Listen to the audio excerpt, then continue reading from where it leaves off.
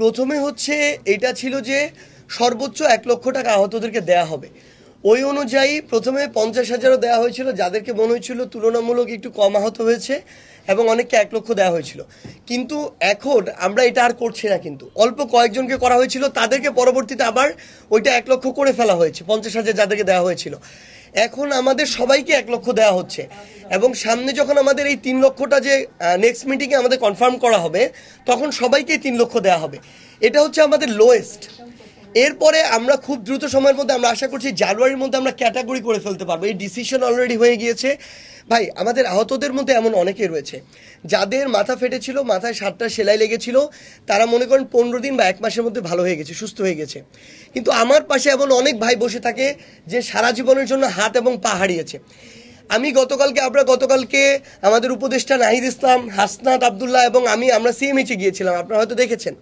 সেইখানে আমরা গিয়ে দেখেছি যে এমন অনেকেই এখনও আছে যারা ওখানে প্যারালাইজড, কিংবা মাথার খুলি তার খুলে রাখা হয়েছে, তার পাকস্থলী এখনও মানে যেভাবে আমাদের খাদ্য যেটি পরিপাক করে এটা এখনও করতে পারছে না, আলাদাভাবে করা হচ্ছে অপারেশনের মাধ্যমে।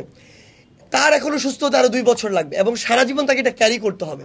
সো দুইজনের সুযোগ সুবিধা আসলে সমান হওয়া যৌক্তিক না। সো এই জায়গা থেকে আমরা একটা ক্যাটাগরি করছি। আহতদের ক্ষেত্রে হয়তো প্রায় 3 থেকে 4টা ক্যাটাগরি হতে পারে।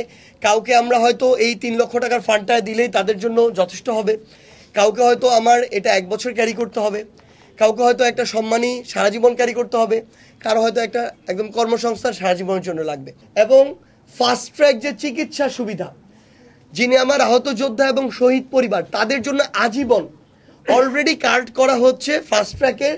এবং আজকে যমুনাতে আপনারা হয়তো অলরেডি জেনেছেন, মাননীয় প্রধান উপদেষ্টা নিজে এটার উদ্বোধন করবেন, যেখানে আমাদের স্বাস্থ্য মন্ত্রণালয়ের মাননীয় উপদেষ্টা থাকবেন।